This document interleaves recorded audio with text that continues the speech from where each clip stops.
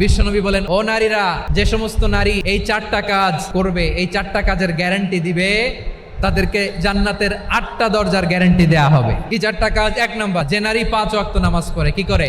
বিশ্বনবী আপনাদেরকে 4টা কাজের কথা বলেছেন, খুব বেশি না। 4টা করলে 8 জান্নাতের দরজা সব খোলা। কোনটা দিয়ে যাবেন? যেটা দিয়ে মনে চায়। 1 নাম্বার, 5 ওয়াক্ত নামাজ। আমার বোনেরা জোহরের নামাজ পড়তে পড়তে এটা আসরে নিয়ে যায়, আসর পড়তে পড়তে এটা মাগরিবে নিয়ে যায়। এরকম আসরা নাই? লালমনিরহাটে হয়তো নাই। আমার বোনেরা এটা করবেন না, সময় মতো পড়বেন। রমাদানের রোজাগুলো রাখবেন। যে নারী তার চরিত্রকে হেফাজত করে, তার প্রাইভেট হেফাজত করে, তার লজ্জাস্থান হেফাজত করে। ও মায়েরা, আপনার এই গর্ভ যে কত দামি আপনি জানেন না। আপনার এই গর্ভ থেকে জন্মাবে আগামীর সালাহুদ্দিন আল আইয়ুবী।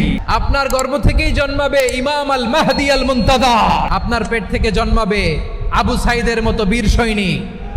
আপনার পেট থেকে জন্মাবে মুগ্ধের মতো বীর মুজাহিদ। আপনি জানেন না কে আসবে আপনার পেট থেকে। সময়টাকে কাজে লাগান, ইসলামকে বুঝেন, মানেন, আমাদের ইসলামিক লেকচারগুলো শোনেন। আমরা যে বার্তাগুলো, ইনস্ট্রাকশনগুলো, দিক নির্দেশনাগুলো আপনাদের খেদমতে রাখি, এগুলো মেনে চলুন। আপনিই পারেন আপনার ঘরটাকে জান্নাতের টুকরা বানাতে, চাইলেই পারেন ঘরটারে জান্নাতের টুকরা বানাতে।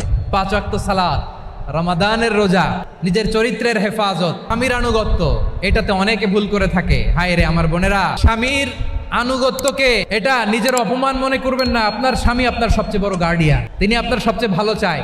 নারী কখনো গার্ডিয়ানশিপের বাইরে থাকতে পারে না। হয় আপনি বাবার গার্ডিয়ানশিপের ভেতরে, বাপ না থাকলে ভাই আপনার গার্ডিয়ান, ভাই না থাকলে চাচা গার্ডিয়ান, বিয়ের পরে আপনার স্বামী আপনার গার্ডিয়ান। শরিয়া সম্মত স্বামীর আদেশগুলো আপনি মেনে চলবেন, কিন্তু শরিয়া বিরুদ্ধ কোনো আদেশ মানতে আপনি বাধ্য নয়। আওয়াজ করে বলুন সবাই, ঠিক কিনা?